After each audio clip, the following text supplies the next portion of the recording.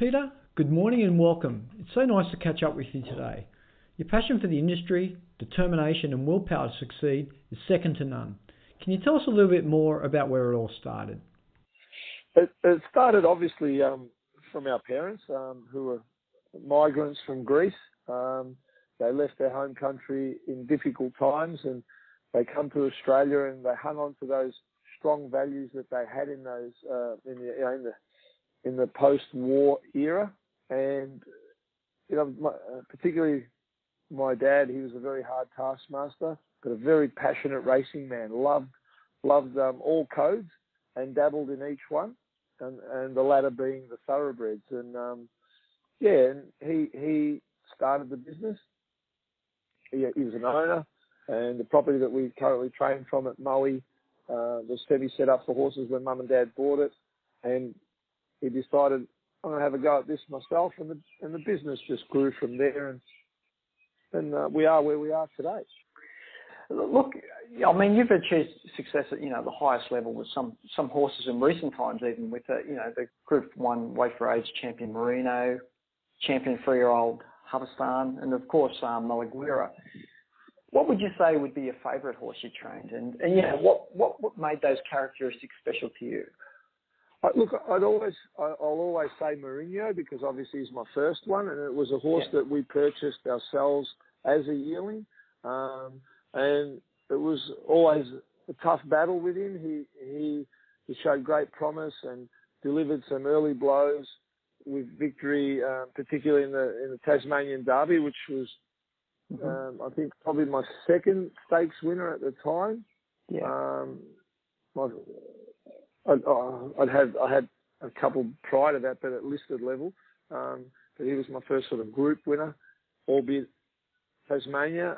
It was still a great achievement. But the horse had he had issues along the way. He sustained a tendon injury. Then to be able to have that ability to regain soundness and then also have longevity with him. And to achieve what he did over a long period of time was, it sort of sits high up on my list of my personal achievements, and it's given me a lot of confidence going forward into handling these top end horses. I mean, you've achieved so much in racing, but what would be your greatest goal or motivation that keeps driving you now? Is there any specific race that you'd want to win, or is there any specific thing that you'd like to achieve, or that just keeps you driving? Because, all successful people, or at least most successful people, have this, have this goal that they place out there and something to work towards. What would yours be if I was to ask you that question, Peter? Honestly, my motivation comes from the people that surround me. I'm very fortunate and blessed to have some very, very solid family people who have amazing persona, amazing work ethic, and I feel like I'm obligated to do well for these people because I see such success in what they do and how how they present themselves and their families above foremost and above all else. I think you go to the rawness of life and life skills. It's an acquired skill. You live and you experience and you become a better person, and I find that's my motivation to do well for the people that believe in me, that support me unconditionally, and I've been very fortunate over the years to have that comfort to train under those circumstances because I think it's a very tough industry to do it solely and wholly. So we've always had a backup in our own business. So in the early years we were very self-supportive of our horse business, but as we've gained success, we've gained the ownership, the support of some very good owners, and those people are successful people, motivated people, and that's all rubbed off on me and given me that drive to be where I am and who I am today. I totally respect that, Peter, and I must say that that's one of the things that really drew me towards yourself. It's the passion that you show, and it's also that sense of obligation that you're talking about for the people that are around you, who work with you, who race with you. I have that same feeling for myself, and it goes beyond the actual horses themselves or your own personal goals. It's about the people around you that really make it special, isn't it? Yeah. Absolutely. Look, my parents always had these little sayings. God bless my father, who's passed away now. It's nearly 5 years since he passed away. But both him and Mum always had little sayings. Like my father always used to say, son, one piece of string breaks very easily, but you combine 10 pieces of string, they don't break, or it takes a lot more to break. So where I'm alluding to is strength in numbers. Yeah. When you're a united group, you're a force to be reckoned with, and if you have people supporting you that way, it's amazing. And from a monetary side of things, my father always used to say to me, and obviously my mum, don't let money be your motivation. Let your actions speak for you. So get up, put in an honest day's work, and you'll always get an honest day's pay. And they're the things that I've sort of stuck to. Mark, simple, stupid, and it works. And it's been the key and the catalyst to my rise in the ranks in this wonderful and colourful sport that we all try and participate and be successful at.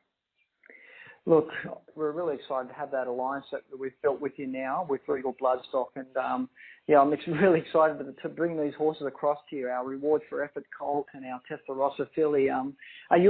What do you think about these two yearlings that have come across to you? You were there with me at the sales. Were you quite impressed with what you saw? Absolutely, and the bonus is that they're Vogus Gold qualified horses.